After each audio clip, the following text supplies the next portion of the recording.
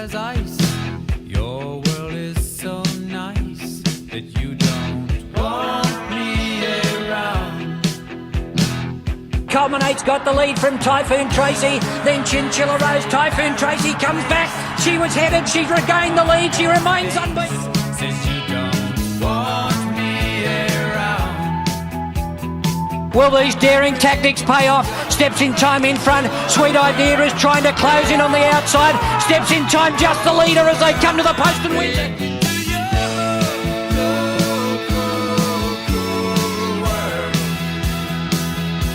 Dixie Blossoms on the scene, and Dixie Blossoms takes the lead at the 100 and draws away from El Dorado Dreaming. And here's another Coolmore classic for Ron Quinton.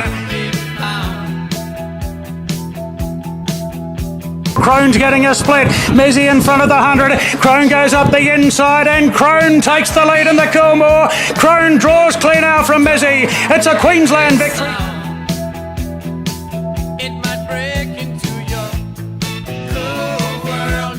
Espiona the fence from Pride of Jenny, and she's a belter. 3 of them in it now. Espiona, she's a belter. Pride of Jenny, Espiona wins the Group 1.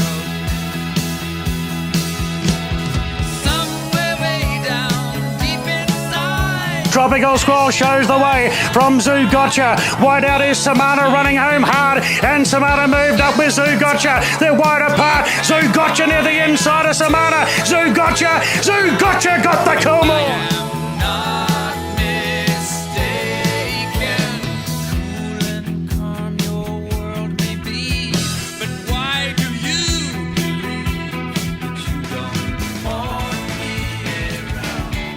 Now on PG Podcast Network, it's time for the year-round Carnival with Vince Accardi and your host, Racetrack Ralphy. And with a bit of Mondo Rock leading us in, of course, the race audio courtesy of Sky Racing, it's time to have a good look at tomorrow's fantastic Coolmore Classic Day with Vince Accardi from Daily Sexuals. Good morning to you, my friend. Good morning, Ralphy. Nice meeting. Absolutely. And can you believe it? It's perfect weather for Sydney in autumn. Yeah. I think Volandi's spoken to the gods up there. Said, listen, next 4 to 6 weeks, don't muck around. I want all clean weather. Give the wet somewhere else. Oh, absolutely. That'd be nice. So Rosehill track good.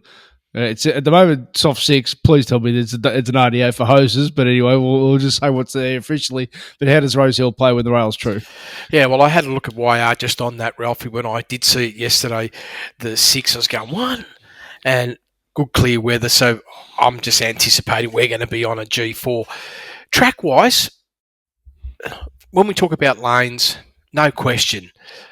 4, 7, maybe 8 off the fence is going to be the best place to be, and it's quite a significant edge. Even if you can get in those lanes, you're in an on-pace position. It's pretty solid. Although midfielders, the back markers, if you don't have too many lanes to work with, but if you find yourself in those slots and you're a little bit further back, you're still good enough to win. All right, let's start with the Coolmore Classic. I'll tell you what, doing my form before your IVR forecast came out. Yep. 3.3 lengths above benchmark IVR forecast. That tells you this is a really good quality race. It is, Ralphie. It really is. It's there's plenty of tension in this race. This will be good, and it means a lot for I feel on a few aspects in terms of where or what might happen, in particular with 1 or 2 horses. Well, the starting point is the above average speed forecast. So how are you expecting it to unfold? Yeah, I had a good look at this map, Ralphie, and see, it's like this. If you look at the pace, for instance, Lady of Camelot wide, Lady Shenandoah wide, where it's going to go, Grinzilla Bell, who's most likely going to set the speed, they're wide. So I feel J-Mac, well, Tim Clark, there's no question he's going to go forward. I'll probably say he's going to take the sit. But what's J-Mac going to do? That's the big thing. Because if he looks to go back, he's going to be in a lot of trouble. So I feel he's going to come across with them. And this is going to help generate this additional pace. And then I look at what might happen internally, who might hold, from the inside gates, who's going to hold their pace lines. And it's difficult to make an assessment less than about, I'd say slowest has got to be +1, Ralphie, and fastest we could be 3.5 or quicker. It just depends on how, it even depends on what Amelia's Jewel might do. They're going to look for a middle position, or they're going to be doing what's been happening where they're going to push forward, and this is just going to create speed. So I'm taking a position. We've got pace. It was funny cutting up those the old races for the intro. Only a few years ago, there was an insane speed. It was caused by a horse called Pride of Jenny. So yep. if you're good enough, you can keep going. Oh, absolutely, absolutely. And this is the other interesting factor. Should these horses push themselves in a forward position, and like in particular, like I'm thinking about Lady Shenandoah, they're going to have massive advantages, Ralphy. Particularly, even Lady of Camelot was quite remarkable last start, what it did, and holding strong at 14. Absolutely. So there's two dominant form lines here, both from talent and from market, but totally different races. The fillies come through the surround, Lady Shenandoah and Lady of Camelot, high pressure race. Amelia's Jewel, well, she kicked off for the barrier trial, didn't she? She did. She really, really did. And I hope they don't get sort of caught into an illusion about now all of a sudden they might be, big thumbs up, like go forward. Well, Josh Parr is a very good on-pace jockey, and at least the work should be done for him. So when it comes to a match-up perspective, firstly, let's go through the fillies, Lady Shenandoah, Lady of Camelot. What did they actually do in that surround? Well, if you look at the breakdown, Lady Shenandoah, plus 1.4 early, very strong in the mid, going plus 3.4. A little bit of a surprise to be able to be so tough at the end as well, plus 5.1, like sort of gave me the insight that Lady Shenandoah was just like eating it up, right? This is second up. And then I look at Lady of Camelot and, the step up. Now, mind you, this horse is a lot fitter, Ralphie. Yes, it's had a let up, or, some people might even call it a spell, 63 days. I'm taking a position all up. You've been up since September. You've had quite a few runs, and it was very evident.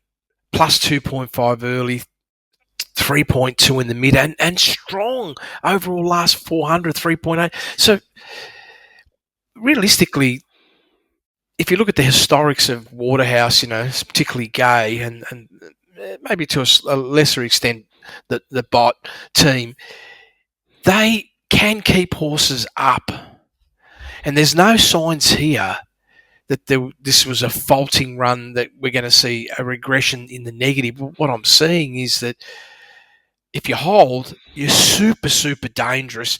And if that was your peaking run, then you're going to regress backwards, right? But overall, I made a strong assessment. Both horses are going to run the 1,500 metres very, very strongly, and probably well poised in the sense that they've tasted the pressure already now. Is there any concern for you of flatness for fillies on a 14-day backup off such a big PBs, both of them? It can happen, yep, Ralphie. There has to be a little question mark about that for sure. I wouldn't call it like a burnout. Yep. Like we didn't see like a plus 6, 7 or 8 that first section, which can have, a much bigger impact. It was solid pressure at a good, for this level of horses, good cruising level. We've got to allow a little bit for the speed in the track. So I'm saying not gutbusters, and hence the possibility that both of them could overcome. But they're at different stages of their preparations, though. It may suit Lady Shenandoah more than Lady of Camelot. Yeah, that has to be on the table. So the mare, Amelia's Jewel, and this is as close as we can get to apples in that she also ran over 1,400 that day, and I said the barrier trial. Just talk us through the different structure of that race, because if you're just going to look at raw times, you'll be greatly misleading. Well, this is it, Ralph. Firstly, overall score, plus 2.1. Clearly positive, right? And if you look at even the trial not as, Annabelle Neesham, it just seems like this is happening more with their runners. They're not screwing them right down. She's really got it, I feel, right.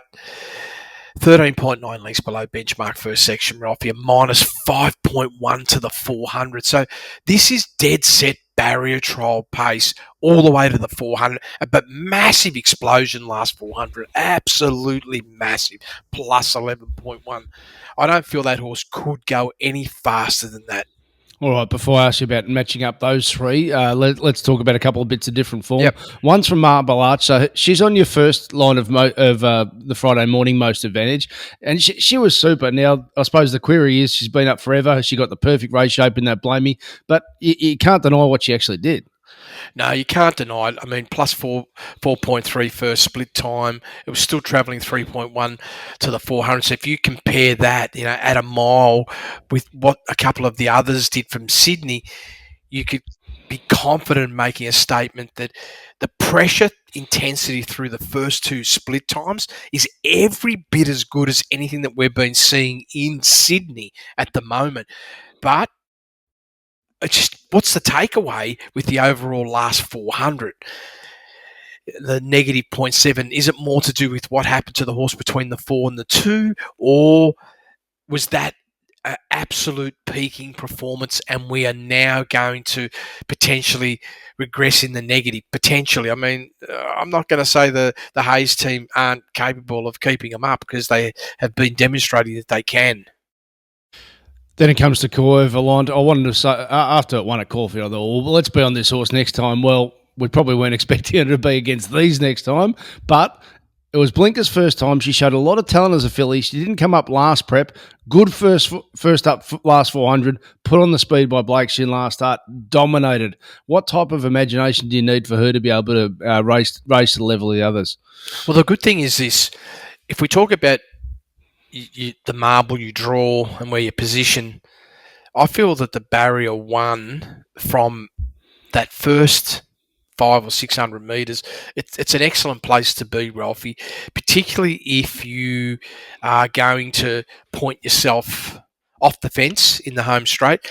Now, I'm not sure if you've had a bit of a look at, say, Kieran McAvoy, how he's performing at the moment. Like, he's a bit hit and miss, in my view, on how he's been performing. But in terms of the horse, they probably couldn't get much better set up. Like, they're poised to be off that lead pack, and big possibility of being in that golden zone, 3, 5, 6 lengths off the leader. So I do love all that. What are the negatives? If there's any negatives, my view is it's closing capability, knowing that if we're going to have, like, say, a +3 type setup up front, and you're going to be about 5, 6 lengths off the leader, you could still be travelling about 2 lengths below benchmark. And when you sort of put a lens over that, it really does smother its closing capability. It's still on the up though, Ralphie, so I can't just say, oh, well, that's it. We're not going to see a bigger explosion, but that might work against it when we get down to the real big tussle of the last 400, because these forward horses, like, they've got sensational acceleration. And we'll just finish with, before you tie it in the bow, with the two mares that came through the Amelia's Jewel race, both with race shapes against. One never saw daylight, El Safino. On that day, It was Kieran McAvoy. Blake Shin now on. And Alentia, who, oh, dear me, she just has not had a race shape anywhere near a chance to show her capability. So they're both at sort of, $22 range. So what do they need to go right for them to be in the finish? Well, firstly, when I look at the grid from a closing point of view, I can't help but being taken by El Safina's capability late. It is a genuine rock solid sort of +5 horse over the last 400 metres, and has been able to generate that type of power off really solid pace. The question mark is this, Ralphie. I feel where Blake's got, like in terms of what he's been drawn gate-wise, he's pretty good. I don't think he could have got much better gate. The challenge will be, how ready could the horse be off a pretty soft first 2 sections, right? And again, presents itself with a big finish. Is that going to be like spot on for this, or is it going to leave it a half run short? Dangerous though. I'm expecting big elevation up and high probability that Blake Shin will find the key lanes. And Delentia? Lentia, on the other hand, Ralphie, when I went through this horse, it's a little bit of an awkward runner for me. 2 runs, both of them have been absolute jump outs, right, through that first half time. But both of them have been sensational late.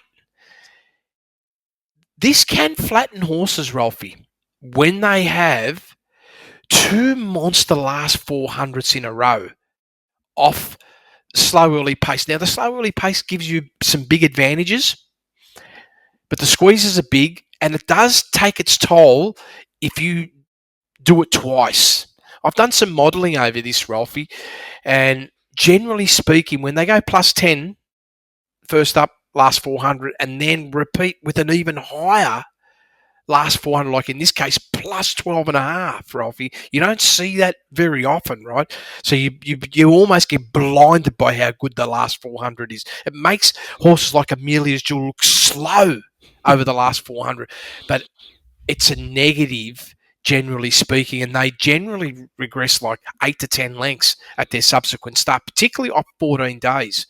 So I'm a bit nervous about what could happen there, and there's no question there'll be none of this we're going to go 15, 18 below here. That's not going to happen. That's no chance. You won't be hiding here. You will have to run with intensity. Now, mind you, this horse is very good at doing that. I just wish I didn't see that last run.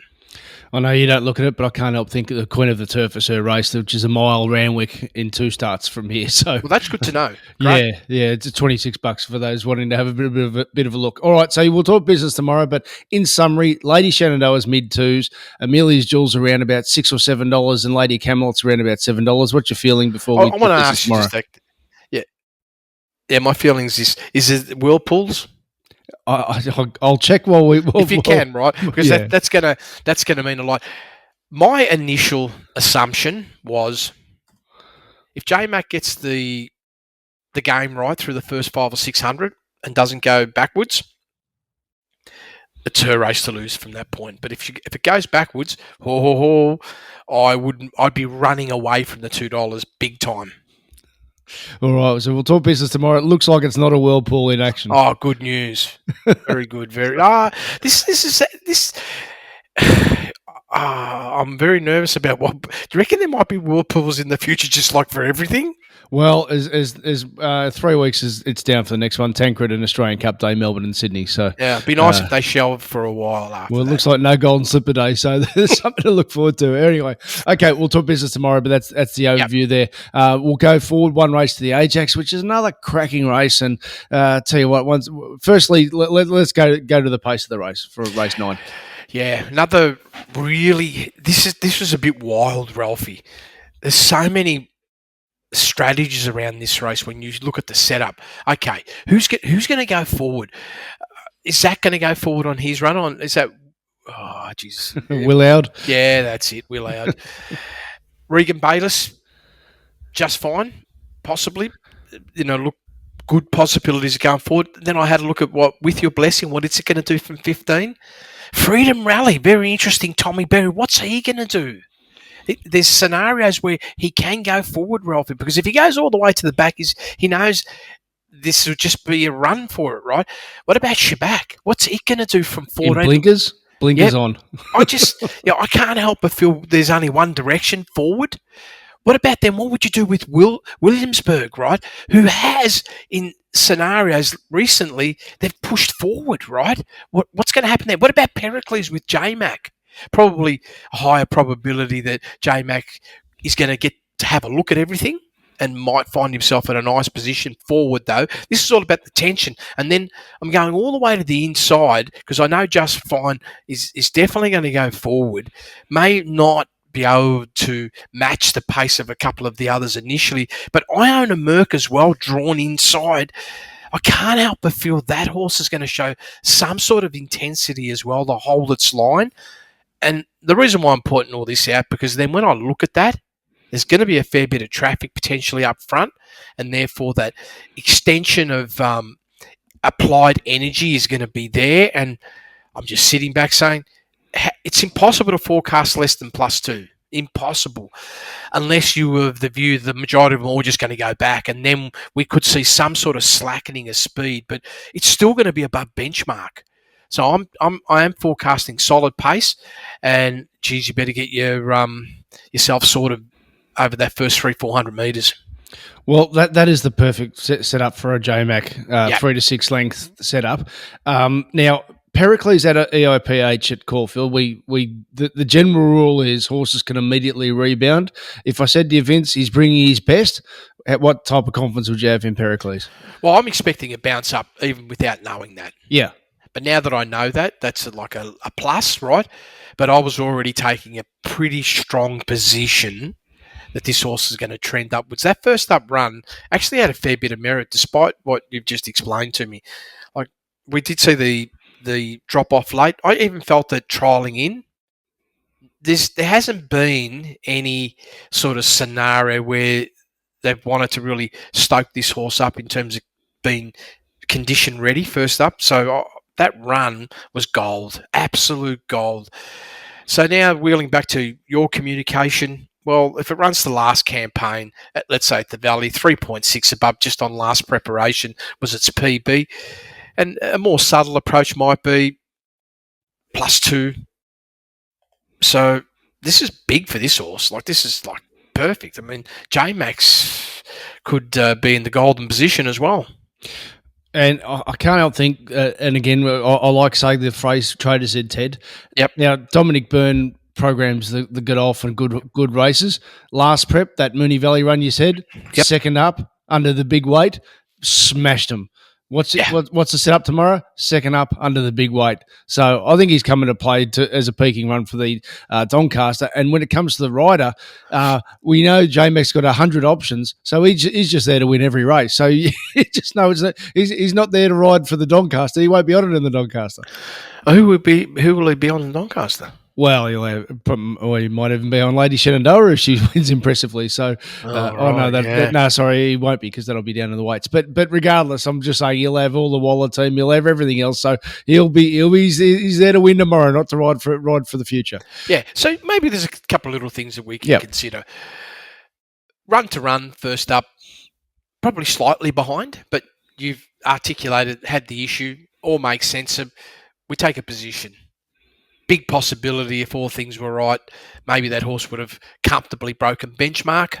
We did see a sharp drop-off no matter what over the last 200 metres of -1.5. Just further proof that like a +2's in the bag, I reckon, tomorrow, Ralphy. And then I'll look up and say, what do we need to win?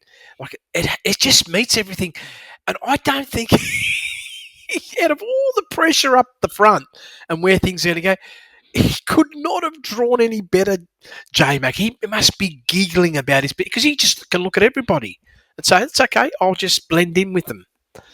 And I've got a feeling he knows where he has got to strike in the home straight as well, lane-wise. Because you can be out of the lanes here, Ralph, if you make a mistake, think you're going to be a little bit wider and you end up in, say, like lanes 10, 11, 12.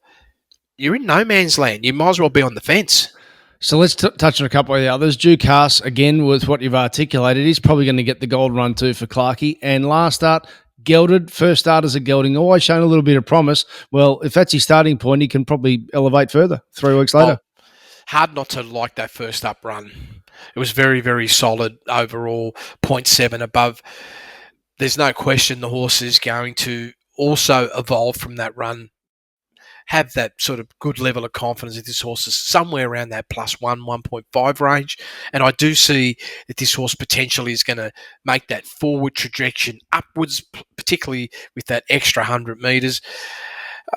Tim Clark, in terms of looking at his setup, I feel that his only disadvantage in this race is where does he place himself?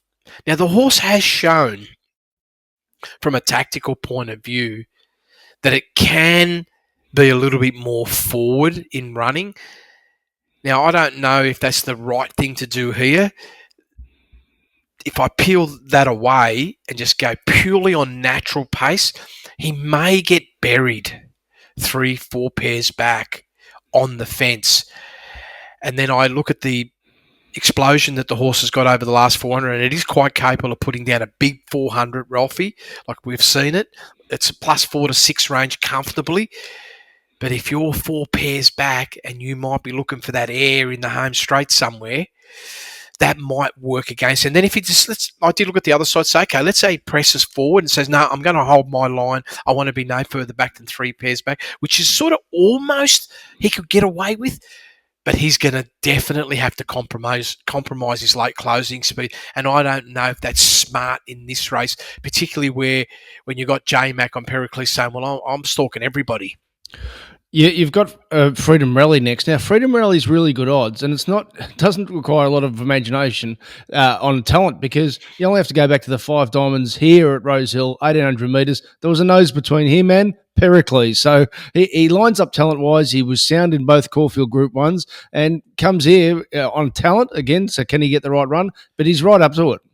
Yeah, well, so what propelled me to put it in the top 4 was this.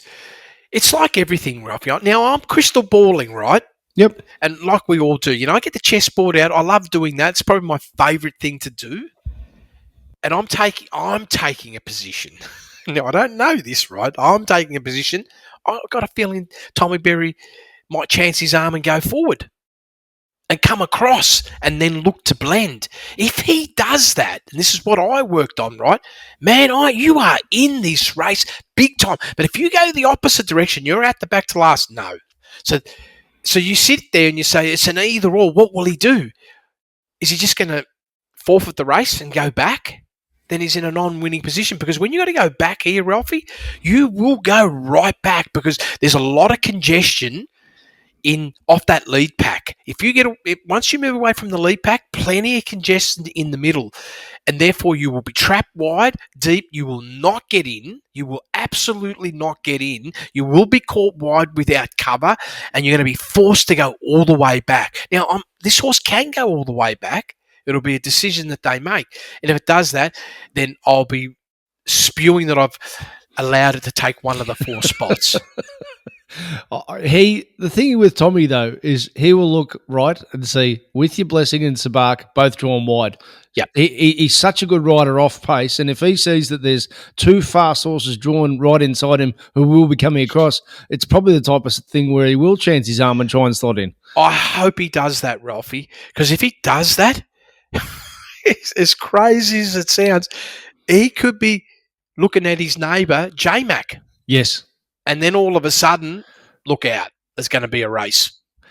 So 2 more I'll touch on. First, I Own a Merc. Is it just sort of the rock-solid citizen who can't be left out? Well, absolutely. Yeah. It's look at its form. It's been impeccable.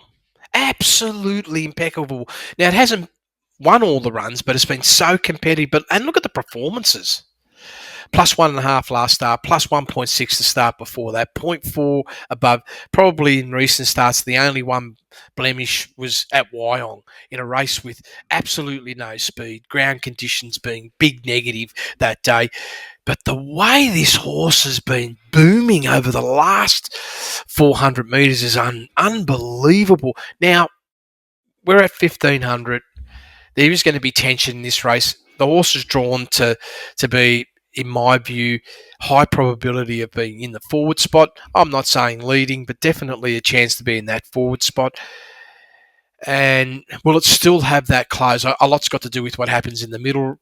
But I'm just sitting here saying, well, Baker's just doing everything spot on. I can't see any deterioration. It's just a matter of saying, are you done for the campaign or not? But I don't see anything saying that you're gone. And West of Africa, it was astonishing on Magic Millions night. If you don't remember the night, it was fence on as well. And it was the one coming. It was the only winner that really came down super wide. I can't help thinking 5 weeks between the runs last start, it was a bit of a tweener. There was no market support for it. This is its opportunity to qualify for the Doncaster. So what type of talent levels it got if things go to plan? Right, so that's the whole strategy. I would assume. Okay. I'm assuming. Yeah, I think it's an auto qualifying run. Well, the Gold Coast run, 2 starts back, was probably the big indicator about where the horse is at. That plus 1.4, very, very strong. Speed-wise, minus 5.2 that day, and it did generate unbelievable overall last 800 metres. I mean, that combined was like plus 12.3. they gave it the 36 days off. I still felt that it carried a little bit of that flatness into that next run because you didn't see the finish over the last 400 metres of a very, very similar first two split times. So the chance now is there for this horse to rebound to test its current PB at plus 1.4 and to see whether it's capable of going that next level. But mind you, you don't need to go much better than that to be hard in the finish. When I look at where it's drawn, I can't fault it. Big chance that Tyler could follow Pericles everywhere, I suspect, but then it would just be a matter of, are you going to be good enough? Sounds like on a Friday, you're thinking it's Pericles. It's a story of J-Mac, isn't it? Absolutely. Yeah. All right, we'll just touch on the last race while we've got it open. It's a benchmark 88. The two horses that come through the race, Glinda Silver and Les Vampires, had a bit of a match-up last start. One was big odds Glinda Silver. The other one was deep in the market, Les Vampires, in a three-way finish. What's your thoughts about race 10? Well, here we go again. I love this. I love it that sometimes there's always it's very dangerous when you get into races, Ralphy, and there's no pace, right? Yep. It can, in some circumstances, give you some edges, just like, oh, okay, it's raining. Maybe most of them can't handle the wet. There's only one or two that has a shining light and everything ticks the box and is right. But I would love when you know there's a high probability, no matter how you move the dice or the chess pieces, we've got pace. And this is exactly the same as well, right? We have pace. Glinta Silver, Blake Shin, what do you reckon he's going to do? You think he's going to be sitting out the back? I don't think so. No, both Knocker's actually on it, the apprentice. Is it? On it. Yes. Oh, okay. Yes, I think that's a change of jockey, but I actually looked at his stats just while we're speaking about him. He's riding the pants off the meeting at the moment, both Knock. So well, then he's 100% going forward now. Absolutely. Yeah, right? You don't put but the only difference is this. Here's the challenge, right? You've seen it in a couple of recent meetings in Victoria. Some riders, when you know you're going to go forward, there can be a high probability of absolute overcompensation first section. Absolutely. So now, I mean, see, Blake, not a chance in a million, mate. Yeah. Unless he's deliberately creating that, right?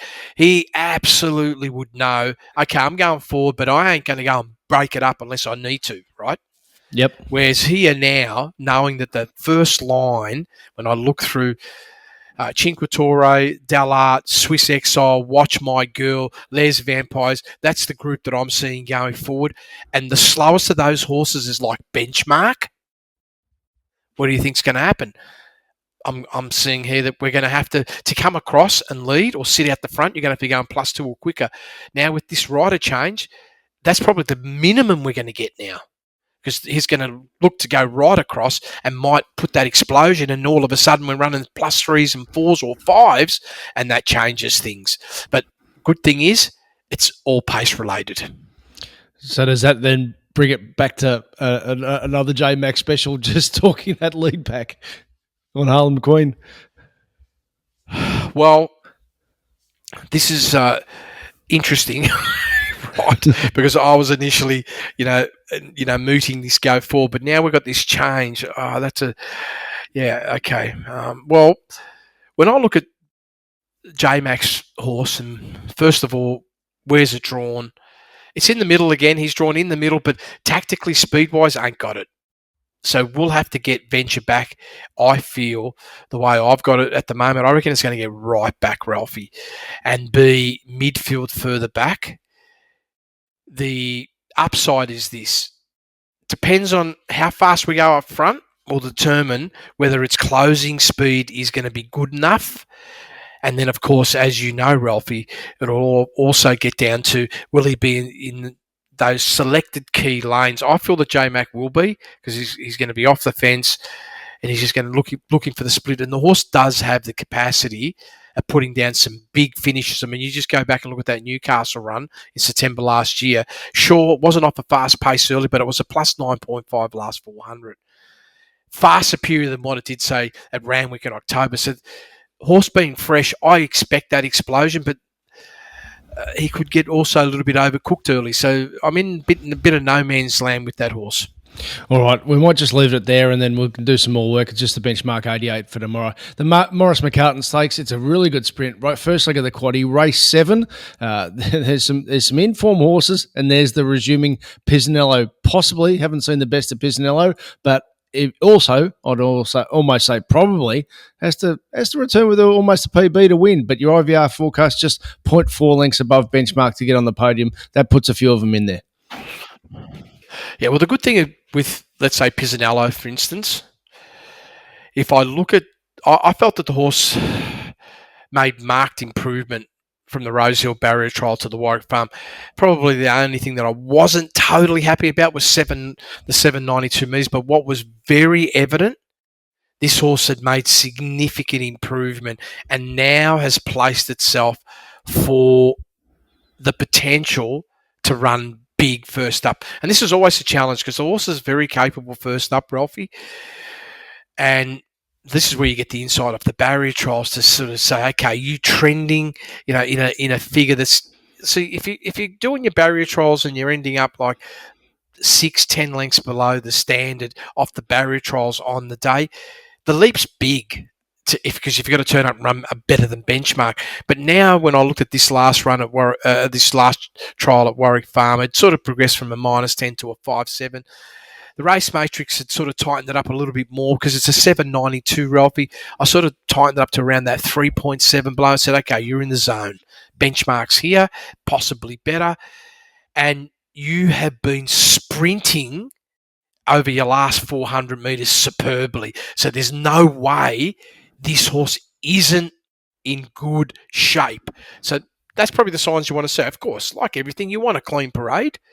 Unlikely that you're going to not get a clean parade from that stable. So all that points to be very, very good. Pace-wise, I feel that the setup of the race, Time to Boom, Magoo Magic, that looks the likely setup in terms of speed, but how fast will they really go? My view at the moment is if you look at Time to Boogie, on the technicals, it doesn't ever really want to extend itself beyond benchmark early. And unless there's someone that's going to make the party and really, really take it all on, and let's say I'm looking at Magoo Magic as being that possibility, it is also a horse, whilst it goes forward, it doesn't go forward with like high tenacity. So it could be benchmarks lower. Just a little wrinkle I've noticed there is that Zach Lloyd rode Time to Boogie last start and he rode Pisanello in the barrier trial, and I assume he's chosen to be with Pisanello here. Very smart. Okay. Felix Majestic, what's his trial been like? Yeah, okay. Well, first of all, like I sort of couldn't help but feel initially I was trying to work out, I don't want to have you there, but it was a winning trial. That was the scary part. It was like an electric winning trial. It made most horses look ordinary in the trials. It really did, Ralphie. I mean, 0.4 above. I mean, that's a winning trial. Best of the morning at Warwick Farm. The problem is, of course, 792. But if you would compare it, like, say, with Pisanello, there's no way you would compare the two off trials. And then the last 400, absolutely stunning, Felix Majestic, plus 8.3. You kidding me? This horse has never gone better. It's $16. Yeah, it definitely doesn't deserve to be $16. So here's my little caveat. My little caveat is this, and we've seen this before, Ralphie. When you trial big, you always could be, I say, flattened a little bit. But I'm just saying to myself, okay, I'm going to be neutral in my view there. Where you're going to sit in running is going to be fantastic. It's not going to be a high combustion race in terms of pace up front. Your big possibility with Josh to be perfectly positioned. If you're not flattened from that, $16 is gold. I find it interesting that they've booked Josh Parr rather than Molly Burke, who's the normal rider. So that's nice. They've gone to the senior rider there. So that's that might be an interesting little lead there as well. Insurrection was good first up. Busted open in the Oakley Plate. This is more his go, isn't it? Yes. More than the Oakley Plate it was. Yeah, for sure. I mean, the horse had to unfortunately, you get yourself in that situation. The first up run, 7 below first section, 2.5 below mid race, and then all of a sudden you're in the Acre and you're going 2.1 above. You're almost going 10 lengths faster. You're going 3.5 above between the 8 and the 4. That's almost a second quicker. Of course, you're going to blow up, right? You're going to absolutely blow up because you're not ready. That run, no doubt, they would love it because now that baseline is going to be fantastic. And there's a low probability of high tension in this race, which has got to work in the horse's advantage, Ralphy. And this is why I had to push the horse right up there as one that we cannot dismiss here at all, under no circumstances. Because you look at its history, all right, last campaign, we didn't see much goodness, right, in terms of performance-wise, like above benchmark. Plenty in terms of the horse just knows how to, like what it was doing in barrier trials, and that was all giving you signals this horse is going to be unbelievable. But I just feel this horse, dry ground, can't wait. Even when you go all the way back to Canterbury, when you probably get the first line of fit when it won that listed race, that was a pretty quick track. Horse produced a plus 1.2, and that's probably the expectation that I have on the horse tomorrow, that you should run somewhere near that level. You don't need to run that to win, but you're ready to do that. And I always like putting on the table something that could be left field. This perspiration. So Kieran Ma, it's 53 kilos. It's a 3-year-old colt. And the reason I've mentioned weight is that it's way out of its rating. It could be running in something much, much easier. It's lightly raced, no barrier trial. Why are they bringing it here? Maybe they think it's very good. Yeah. Lightly raced. Yeah, I'm not sure what. Like, do you know any reason why they scratched it? Was it recently scratched, was it? Yeah, on the 8th of no, March. you've got me on that one. I don't. Yeah, so that was probably just a little query. Like, why did, like obviously there was intention there. It's okay because here we are. Yep. We're 1100 again, so there's no bad things there, but did something potentially not be right? I don't know, right? So mounting yard's going to be really, really important. In terms of its ability, I don't feel the horse has ever had the true opportunity. Like, even if you look at that Rosehill run in September, right? 8.4 lengths below benchmark, huge last 400 plus 5.5. It's hard to put down a figure, right? Now, it came in with a minus 1.3. That doesn't quite get you here, but the reality is 2-3 lengths faster early and you are there. So I don't want to say it doesn't get you there. Probably in terms of the race that they've chosen, this is a good race to have a crack to see where you might end up. I suppose the other thing, maybe it's a kickoff run for the Arrowfield, which is the big prize money race in 3 weeks' time. So that also could be the case. But as you said, mounting out, betting ring, those boys like a bet. So we'll know pretty soon. All right, but just in closing for that race, we'll talk business tomorrow. It's Insurrection and Felix Majestic at big odds can be considered. Yeah, and even we don't want to, Pisanello, all things are fine, and also Eagle's Nest, Ralphy. Sorry, I should mention that. These are the sort of horses at the moment where I haven't sort of gone down to finalising it, but come tomorrow morning, hopefully we're going to have some chips out in this race. Okay, race 6 on the program here. Well, it's been decimated by scratchings. There's quite a few out of it. It's a bit of a Waller setup here with Lazura and Clichy Boulevard are both sort of low 3 range from Wonder Boy, bringing the different form up from Victoria from a luckless run at Flemington and a fair jockey change too with Nash for Cash Ruilla going on. So how are you assessing race 6? Well, hard not to say that the starting point's got to be with Lazura, doesn't it? Yep. I mean, where's this horse headed?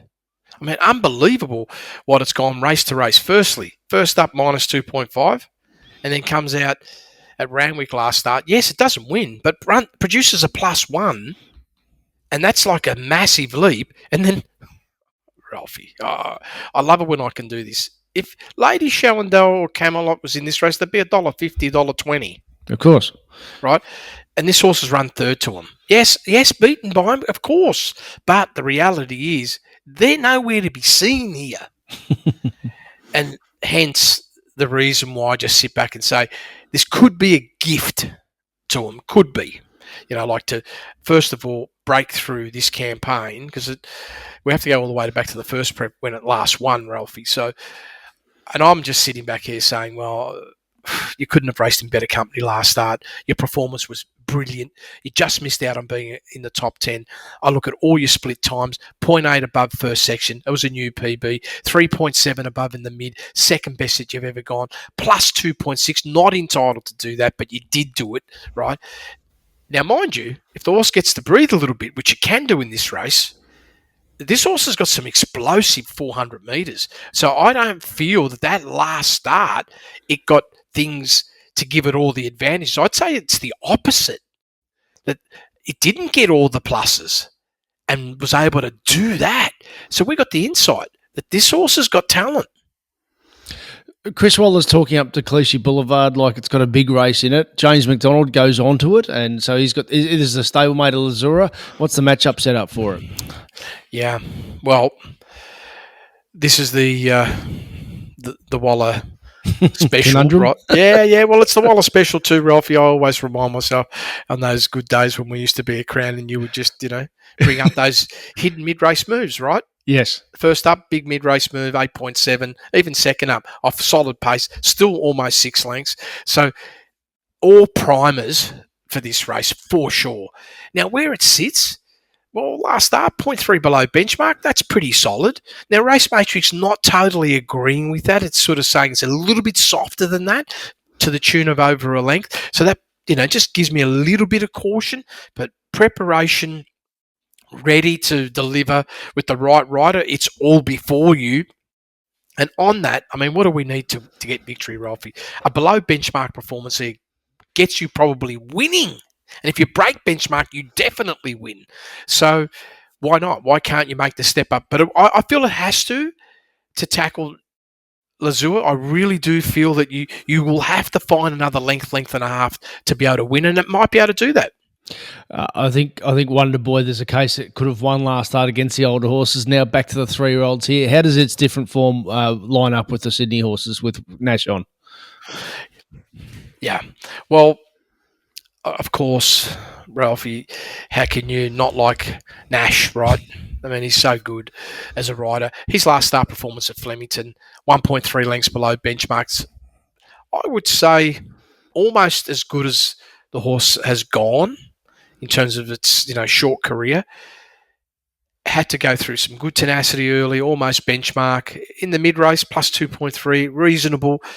Didn't have that big finish like it can, like what we've seen at Sandown in January when it went plus 7. But I'm always a little bit cautious about certain things at Sandown. But ultimately, we know this horse can produce an excellent burst of speed late, which will probably be an enabler for Nash. But I sit back and say, okay, we've just talked about 2 horses. I'm pretty confident Delici Boulevard? Yeah, I'm pretty confident that's going to run somewhere around benchmark, possibly plus a half. So now this horse is going to have to find 2. And then if I'm saying that Lazura's the benchmark, that's the one you got to beat. I reckon it's got plus 1 in its keeping. Then this horse has to improve like 2.5. Are we going to get that? Are we going to get that tomorrow? So I'm a bit, neutral. All right, well, it sounds like you're Waller either way. And speaking of Waller and speaking of Nash, well, they combine in race 5. This is a fascinating race. So this is he bolted this race in Lindemann last year, but this is a different setup for a couple of different reasons. One, Chris Waller's saying this is his prep run for the Australian Cup. Then you've got Arapaho, it's his prep run for the Tancred. And then you've got Vauban, first start Waterhouse Bot. They've paid big money for this horse, and they're pretty smart cookies, the Australian Bloodstock boys. They probably want to see it turn up and do something as well. The other horse in the market is Land Legend. How are you seeing race 5? I love that part, Ralphie. Oh, yeah, you pay big money. You got to turn up for sure. You're going to have to turn up, right? So let's just touch briefly on Vauban. I think trial-wise, everything gives me indicator negative. With Vauban, like you still need more. Yep. So I just taking a position, even from this stable, I just reckon you need more. You're clearly 1 run away at least, like that you need, and a 2,000 might be too short. So that's the way I dealt with Vauban. Now, of course, Am I going to respect the horse in terms of its capability? Absolutely. And I've gone in as low as I could, around 1.2 below, right? That's as low as, and on that, it still puts you up in the top 4. So that says a few things about the rest and maybe how much better the others are at the moment. Now, the one thing that I cannot take away from my mind is I just feel Lindemann has been absolutely airborne, Ralphie. Come on, man. I mean, unbelievable. First up, crazy, plus 2.5. Yes, no pace early, 8.9 below. Might be doing that tomorrow, Ralphie. Just completely dictating the pace. Plus 3.7 mid-race, 4.4 above last 400. Then goes to Randwick and increases the pace by over 7.5 lengths from run to run. So it's gone from 8.9 below to 1.3 below. Increase the pressure in the mid to go plus 4.3. Now, it's not a lot, but still, it's higher than the run before.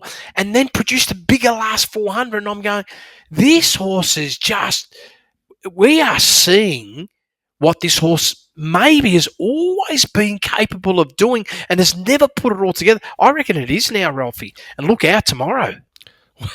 Well, 2 horses have finished in front of it this prep. Fangirl and Via Sistina. There you go. There you go. There you go. What else do you want to say now, Ralph? No, it's a pretty good starting point. It's a pretty good starting point. Nash being on board? Ralphie. Yep. Is he the master up front about how I'm going to conserve everything? He's the best. He plays the chess games of all chess games. All right, so we're deep into this pod, and I'll just touch on these other 2. They're Golden Slipper qualifiers. Have we seen anything as we go backwards? Firstly, race 4, the Magic Knight, the favourite for the race. It's pretty tight as Strata Verena. Ralphie.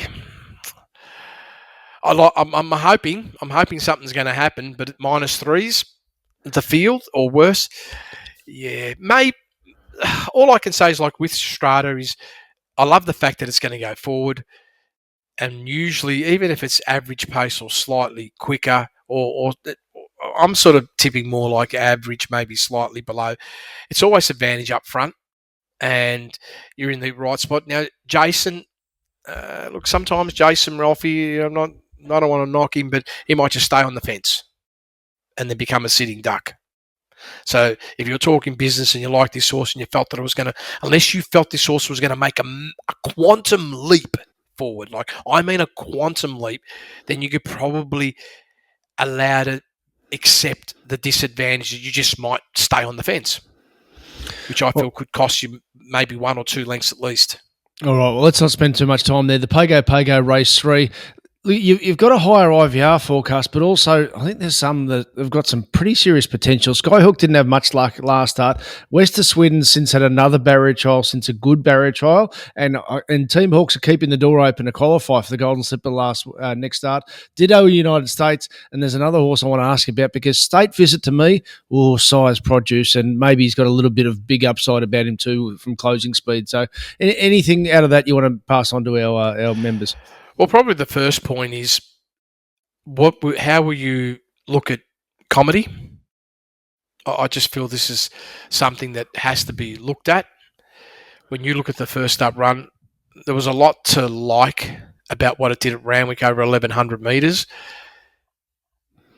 Of course, there's a slight little negative about maybe this horse needs much more ground, but it's settled sensationally, 6.8 below, excellent in the mid and the late. Very, very strong, almost combined, +7 last 800, which is usually a sign, particularly at 1,100 metres, that 1,200's got to be your minimum line.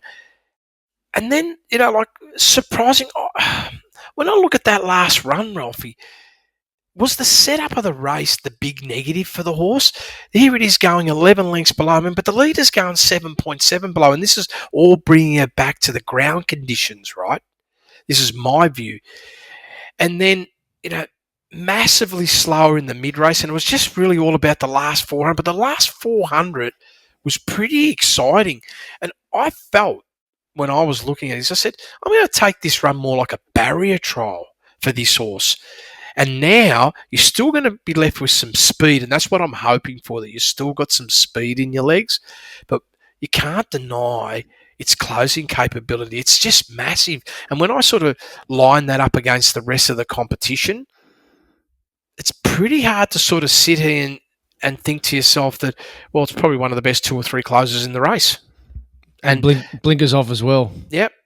They're all good now. It might turn out to be better beyond 1,200, whatever. That's all possible.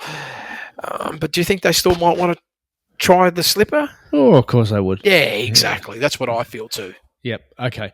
We'll leave it there because it's low moderate confidence and benchmark racing the first 2. We'll talk business tomorrow with them. In the meantime, we're nearly at the hour, so we'll try and give you the best insight we can, but in a usable form on a Friday. And hopefully some of those insights have really helped you. Tomorrow, we talk business on Year Round Carnival.